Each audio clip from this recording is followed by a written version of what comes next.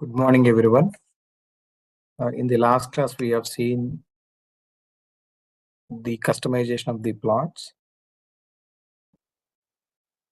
and the most importantly, the customization of the plot legends. The plot legends will help us basically to describe the features of plotting.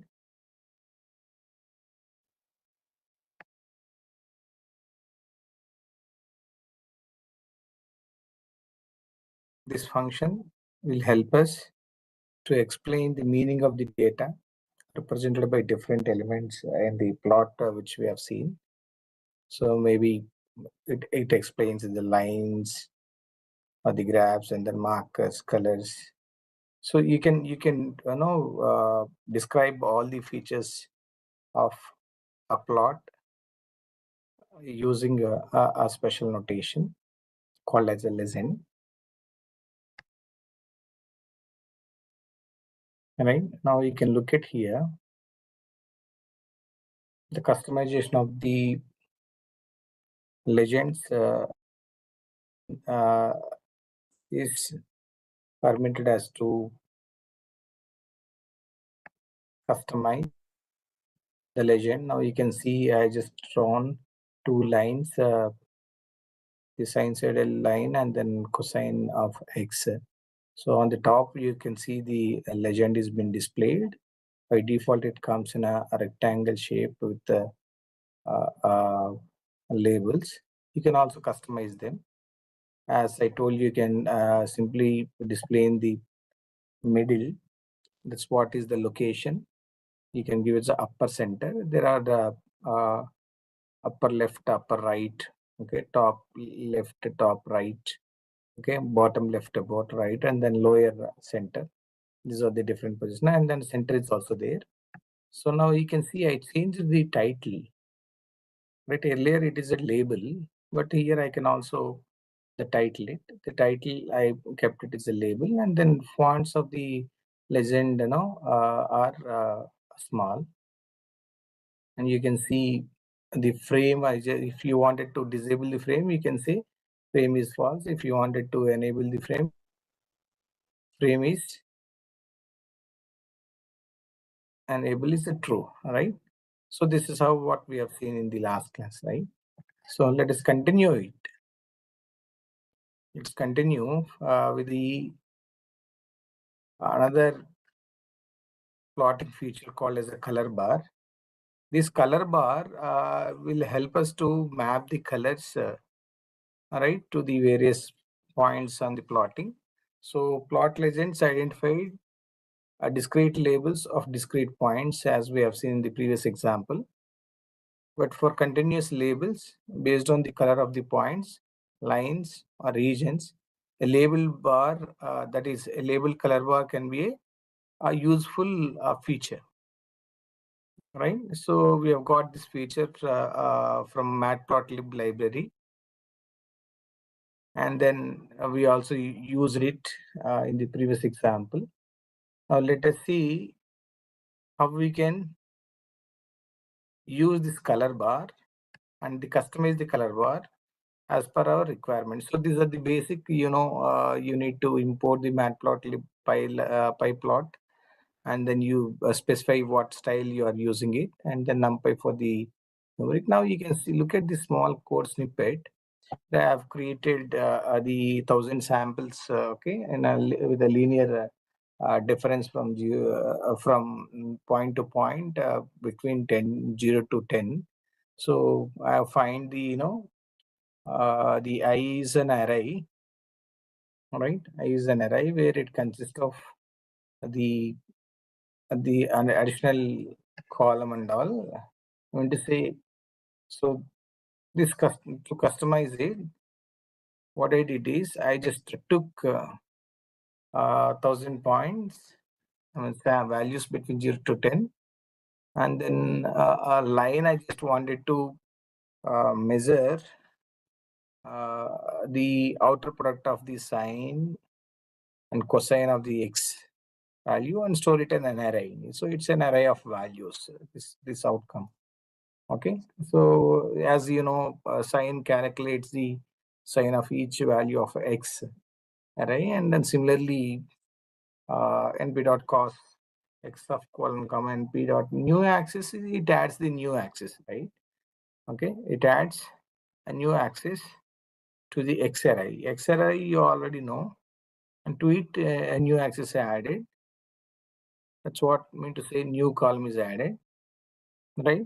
So now multiplying two arrays will give you the sine, a product of sine and cosine values. Okay. So now you can see the plot dot im show of I creates particular image plot of an array I, and to visualize all the values in a two-dimensional image. Now you can observe carefully the color of each pixel correspond to the value of I at that position, isn't it? So plt.color bar will actually provide a scale that maps the colors in the plot to the numeric values in the given I. Okay, it helps the users to interpret the color, the plot, by providing a reference for the values represented by each color. Okay, so what it does, it simply gave you a plot. Okay, a plot with outer value as a product of the sine and cosine, right, over the values which you give 1000 values between 0 to 10, and it is visualized as a image and a two-dimensional image, isn't it? Now you can understand easily. All right. So continuing to it, if you wanted to customize the color bar, so what you can do is, you see, sometimes your values are not so important. Then what you do is you will simply see the intensity rather than the values. So if intensity is a matter, then you will simply specify using the grayscale. So in such case, what you do, you simply write this line of code, and then this will help us. Like it works like the same previous line plt.image show I am show of I, but only extra thing I gave is CMap equal to gray, isn't it? So what is the gray is all about? It's a particular color map to use for mapping the numerical values to a color. So I have so many numerical values now. Okay, all those will be mapped with a gray range from white to the black. All right, certain range. So this grayscale image plots the array where the values are mapped to a shades of gray according to their intensity, as I told you. Okay, so this is how you can also customize it. Now let us see, there are different categories of color maps: sequential color maps, divergent color maps, and then quantitative color maps, where sequential color maps made up of one continuous sequence of colors, and whereas the divergence color maps contains two distinct colors, which shows a positive and negative deviation from a particular mean which you calculate. And qualitative color maps mix the colors with no particular sequence. So let us also see how you can do this. Now let us take a small example. All right. So this example is a jet color map. It's available.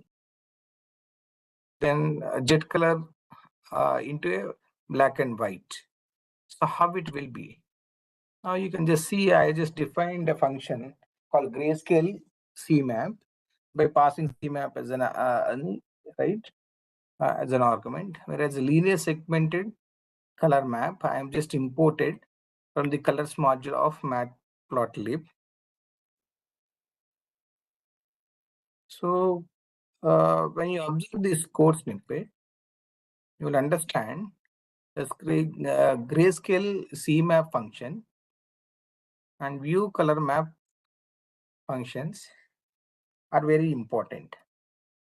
This grayscale CMap color function takes CMap as an input, and then it gets the color map using plt.cm.getCmap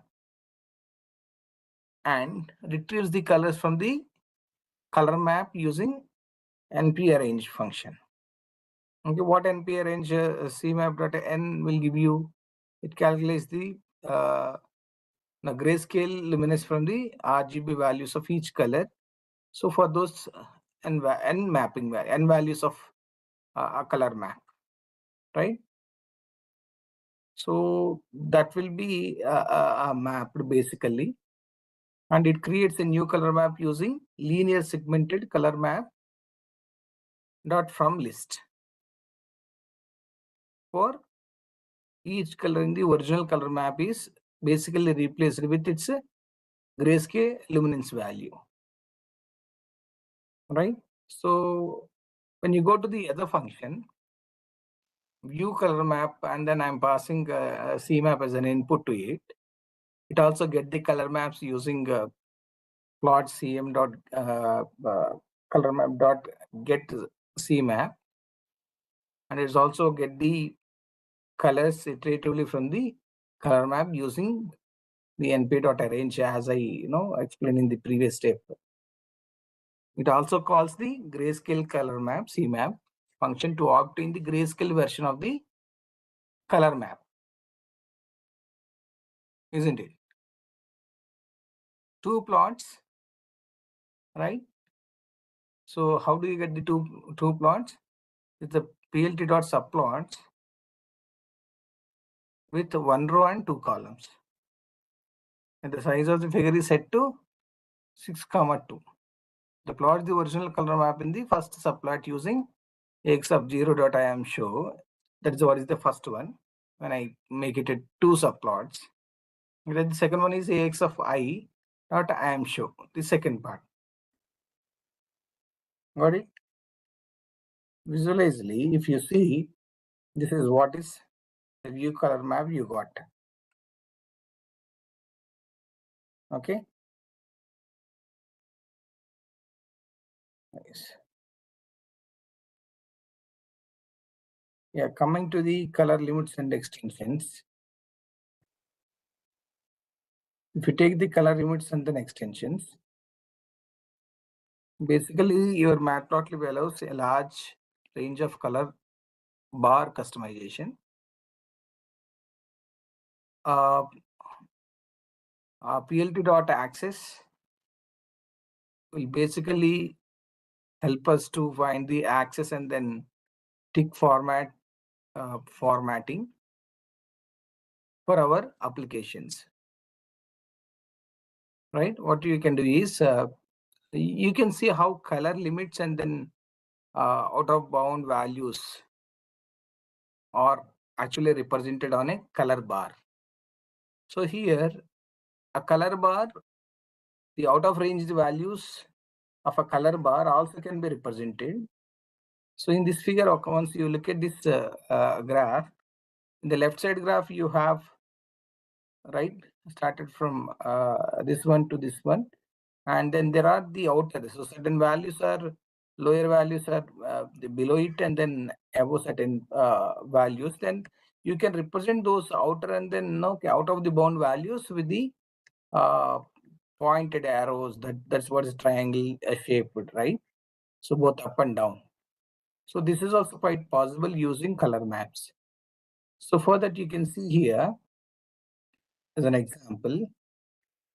This example have color mappings, right? Speckles. Okay. Now you can observe carefully. This speckles code basically generate the random noise in 0.01 means 1% of the pixels of the image represented by the array I. Okay, it creates a Boolean mask, a speckles, because I gave it as a mask, right? I of speckles, where true values indicates the position of the pixel. I mean to say the noise will be added, right? Where the noise will be added, there it creates a Boolean mask speckles where true values indicates the position of the pixels where noise will be added. Then it replaces the values in I at the position indicated by the speckles with the random values drawn from a normal distribution with a mean 0 and standard deviation 3, which I mentioned in np.random.normal, right? Whereas you already know it in a normal distribution function normal. So 0 indicates your mean and then 3 indicates your standard deviation, right? np.count non-zero speckles are actually taken, isn't it, as an input. So now you can see this figure of figure size equal to 10.35. I mean to say 10 into 3.5 inches of figure size. And then you see I gave a subplot 1, 2, 1, which creates two subplots arranged in one row and two columns. First one is a row, second one is a column, right?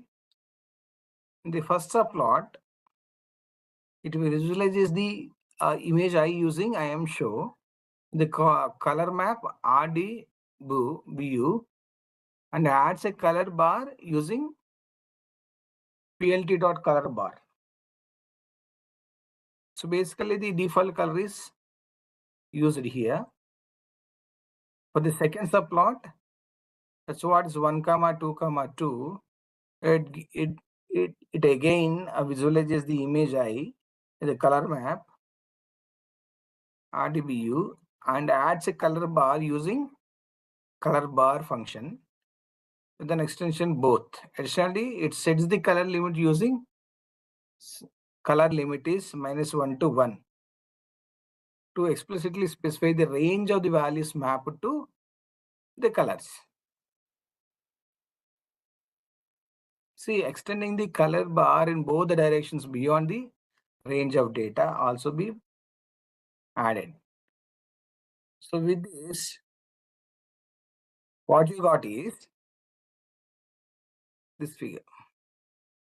Now you can observe how this color bar is customized. Got it? Now let's see another example. Color maps are by default continuous, as I told you, but sometimes we would require to represent discrete values. So if the values are discrete values, it's quite basically it is difficult, but there is a way to do this using color map get color map mapping. Okay, pass the names of the suitable color map along with the number of desired bins. Right now you can see this small code snippet here. I am show I comma cmap is equal to plot.cm.get, then blues are mapped to the 6 bins. Okay, then the color bar is added. All right,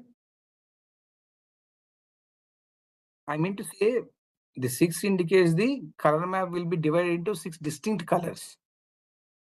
How many colors? 6 distinct colors. Now you can observe here in this blue also, the color mapping within the range blue, it took these 6 different blue colors. If you look at the bar, it's light blue, next, and so on up to okay, 1 to 8, 7 is the one, like that you can see. All right. So if you take from the top, so you can also observe. Now, how many regions? 1, 2, 3, 4, 5, 6. 6 distinct colors are taken. So within the blue color, lighter blue to the dark blue. With the shades, I mean to say blue shades. These color maps will have 6 shades of the blue, right? The light to the darkest blue. And then a color bar to the plot is also added, providing a visual reference for the mapping between the color and numeric values in the image. The color bar automatically matches the color map using in the IAMShow function, right? This is a regular practice. But what is the C limit? -1 to 1. This function basically sets the range of values that will be mapped to colors in the color map. So here, as we mentioned, it is -1 to 1. By default, it is 0 to 1. But here we mentioned -1 to 1 means that the values outside this range will be clipped to the nearest boundary color of the map. I mean, anything is less than the -1, it sets to -1. If anything is above 1, it sets to 1. What that meaning is all about, limit.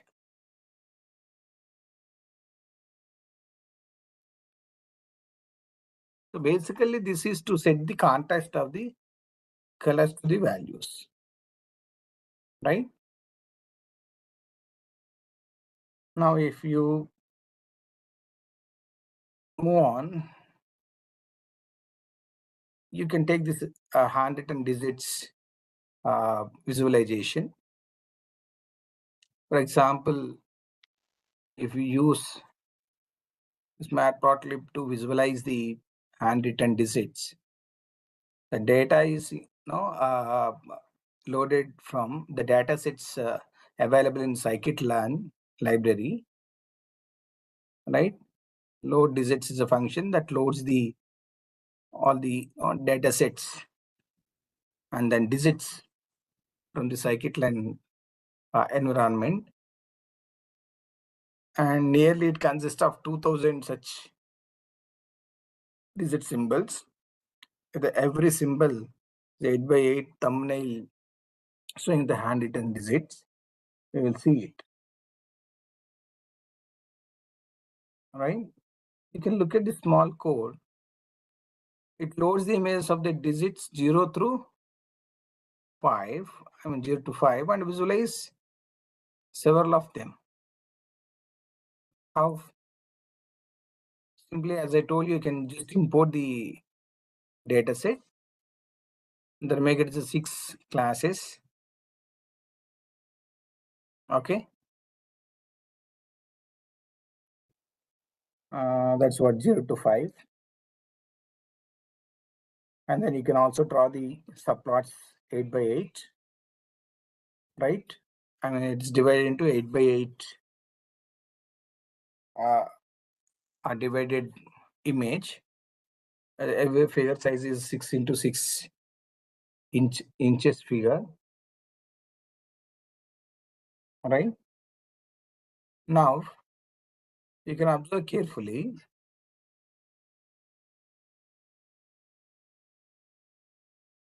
It visualizes several of these images. Okay. So each subplot will be used to visualize one of the digit images. Now you can see this for loop. It iterates towards each subplot in the 8 by 8 array. So when it flattens, it gets the numeric values. You all know this. For each subplot, it iterates the corresponding digit image from the digits.image array using the index I. It visualizes the digit image using axi.amShow function, specifies the color map as binary to display the image in black and white. It removes the x and y ticks from each subplot using axi.set. X tick is empty now, y tick is also empty. This ensures that the tick marks indicates the pixel coordinates are not displayed in the plot. So what do you understand? The handwritten digits from 0 to 5 arranges them in the 8 by 8 grid of subplots and can visualize each digit image in its corresponding subplot. So that's how you can also use this plotting for your organizing the different images into subplots. That's how you can simply customize it. Okay. Moving on.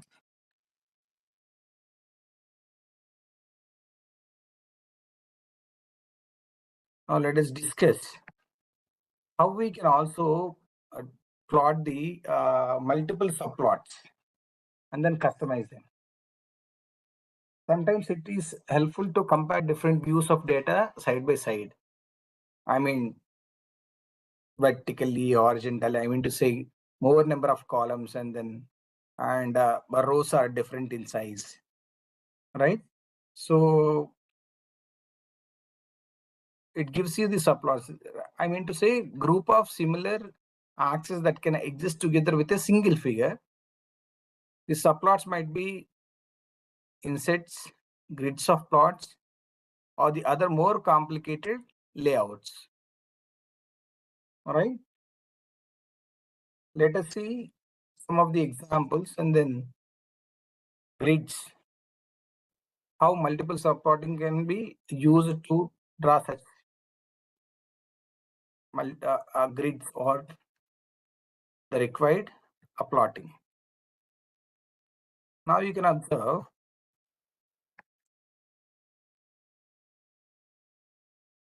these are the basic anyhow you all need to import, set your styles and all. So the access function which creates the object that fills the entire figure takes an optional argument that is the list of 4 numbers in the figure coordinate system. What are those? Left, bottom, width, and height. So left means position, where you wanted to start. Left, okay.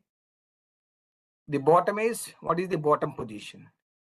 From the left and then bottom position, how much width you wanted to take for this subplot? How much height you wanted to take for this subplot can be taken. These 4 can be 4 arguments to a plt.access function that specifies the subplot position. For example, if we might create an inset axis at the top right corner of another axis, it's not the legend. Don't get confused. The legend is only visualization feature. Okay, it describes the visualization plots. Whereas this is another plot, a plot within the plot, I mean to say. Multiple plot, or plot is divided into many plots. Okay, an image is divided into many images. So it basically helps us to compare a different graphs on a single image. That what is the basically the purpose of it, right?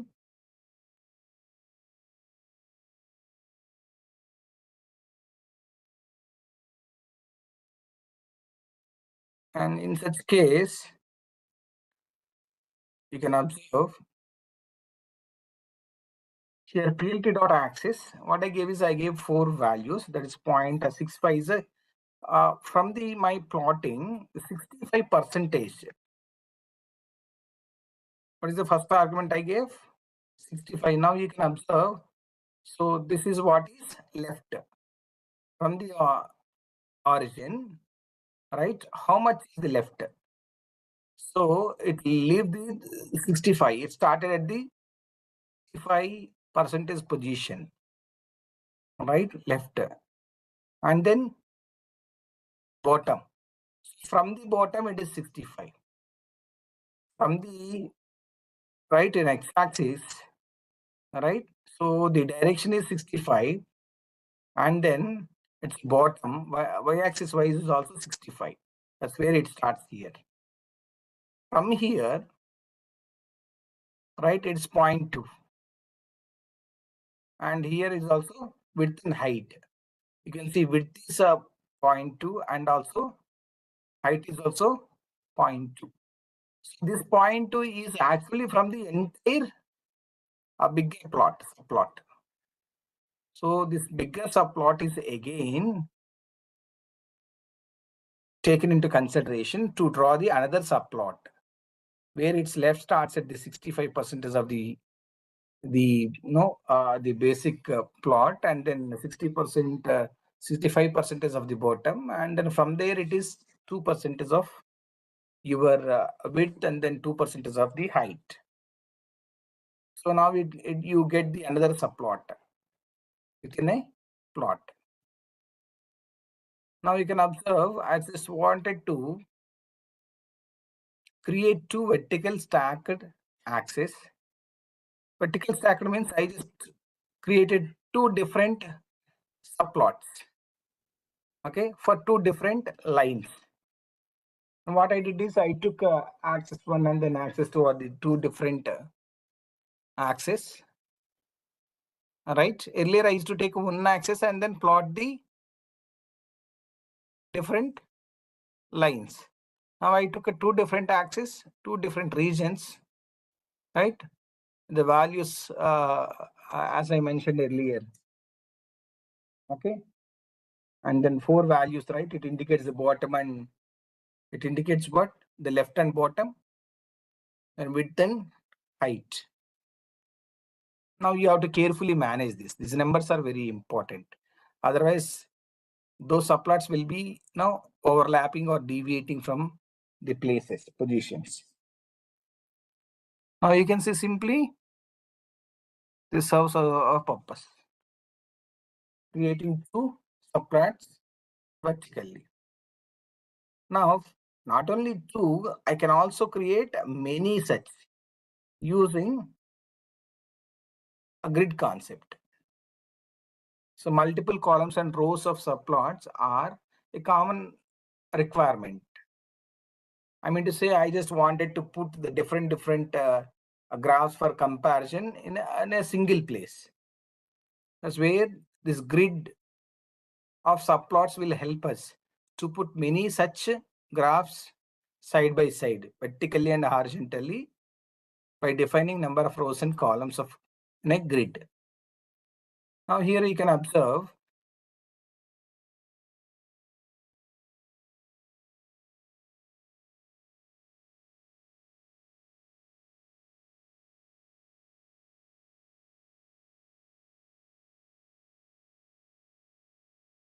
you can just look at this a simple example.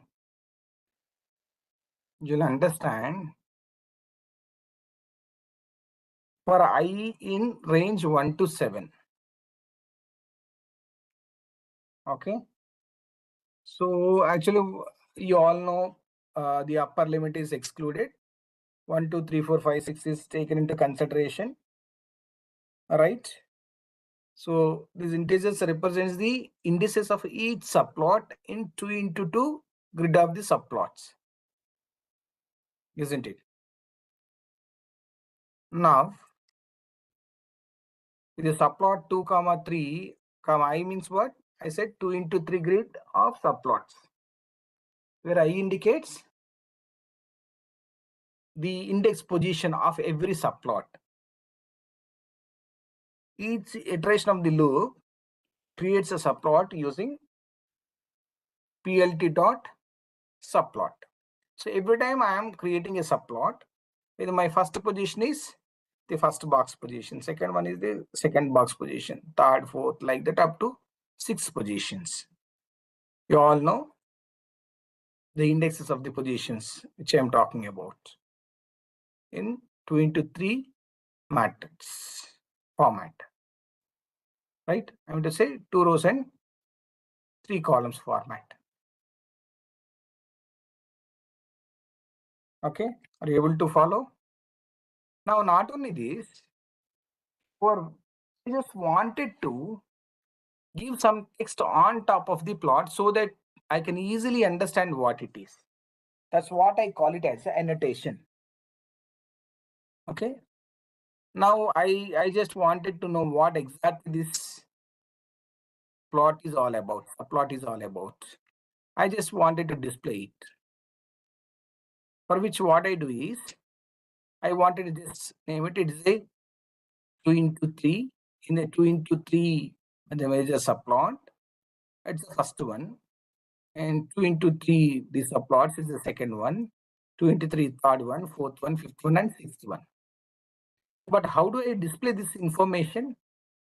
This information can be annotated by using a function called text. Okay. So where again, what is the first 0.5 and then second 0.5? What it tells? The places at the center. The first two arguments specifies the coordinates of the text annotation within the subplot be placed at the center of the subplot, right? And you can also set the font of the text. Okay. You can also see one parameter called HA. What is that HA means meant for? HA stands for horizontal alignment. The specific horizontal alignment sustaining the text within the specified coordinates.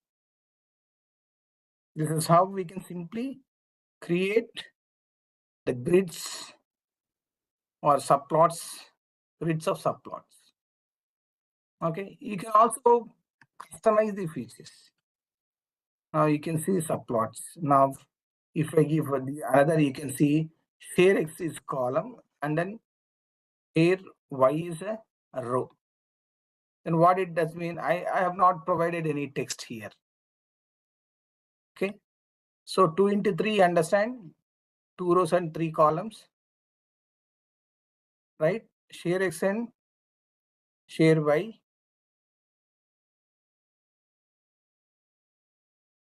Right?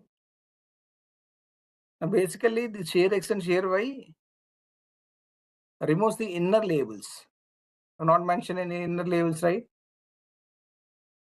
I'm not talking about the text. In this case, in tuple like 2 comma 3 comma 1 is actually a label. So I'm talking about, you can see every subplot have a x-axis labels and y-axis labels. X-axis labels and y-axis, right? We call them as x-axis ticks and y-axis ticks. Because it looks some confusing for me, the labels. If you wanted to remove them, what do you use? You use share same values, sharing same x and y values to the columns and the rows of subplots defined over the grid. Okay. All right. If you wanted to give a different text also, it is up to you now. It's up to you what to print. Right? I just printed string of I comma j. What is I value? What is j value? I just printed it. If you wanted to print instead of string of ij, you can print your name. Nothing wrong. Okay, instead of 0 comma 0, if you wanted to print your name, you can print. That's up to you. But I just wanted to tell you the text annotation is also possible on subplots. So next is more. See, the most of the applications required the more features because these are uniformly aligned. Grids are uniformly aligned subplots, right? Whereas every time it's not possible. You may have a different requirement. So one graph, one plotting will be spread across, and then other plots may be very small, right? In such case, how do you do is you can also draw or plot the subplots with the different sizes, for which what do you do is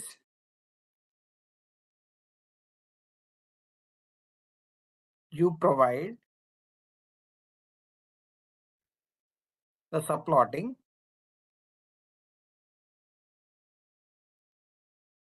with a grid. You will specify how much it is. Now you can see 0 to 0 is the first one. Second one, 0 to start at 1 and then up to the last. Then it started at 1 and then went up to last. Third one started at 1 and then ended 2. Now it ended at 2. I mean 2 subplot size. Whereas the last one is started at 1 and then ends at 2. Okay. So this will help us to understand how multiple subplots can be customized. So take an example. For a real-time example, when I wanted to create a multiple axis histogram plots, then as a small example, I just suggest you to go to it and then understand. Forget about the application, but only I am talking about how you can draw it. Okay, how you can plot it, right? So simply you can understand this.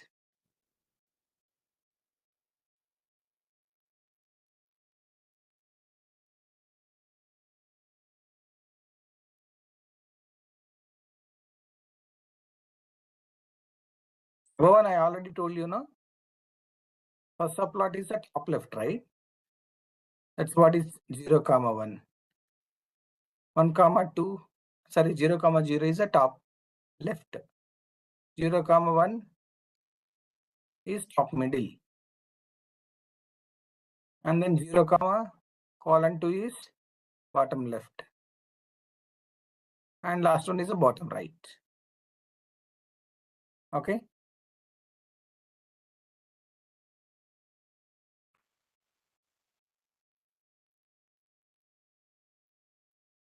Yeah. So this is unlimited. You can keep on exploring about visualization based upon your requirements and based upon your project. So basically this example creates a figure with the mean scatter plot and a histogram for the distributed data using normal distribution, right? So you can understand by looking at this code.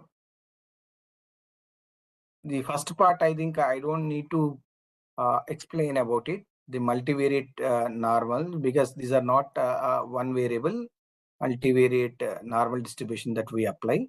Mean and covariance also I spoke in the last example, why we go for transpose, right? So synthetic data points distributed across the binormal distribution. Okay. This transpose will give you both x and y values separately.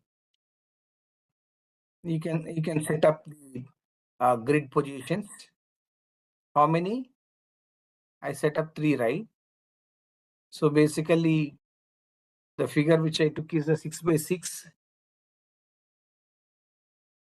6 by 6 figure, 6 inches into 6 inches. And then you can create a grid of subplots with a 4 by 4. And then you can add the subplot to the graph, specifying its position with the grid. What is the position you are talking about? From reverse. It's a 1. Okay.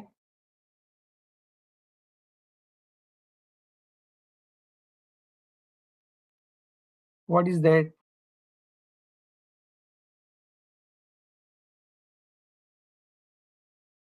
See, this main axis is the main scatter plot, right? Figure add subplot. We'll add the subplots to the figure based on the positions that you give. But whereas X histogram and then Y histogram are the two subplots. Okay. Basically, they are the histograms attached to the main axis over X and Y dimensions. You already understood why I am using share X and share Y instead of using the labels in X and Y to every subplot. The same will be shared, right? So when you go to main axis plot, give X comma Y values, and then OK indicates 0, circle and black. Marker size is at 3 pixels, and then alpha transparency is a 0.20% transparency.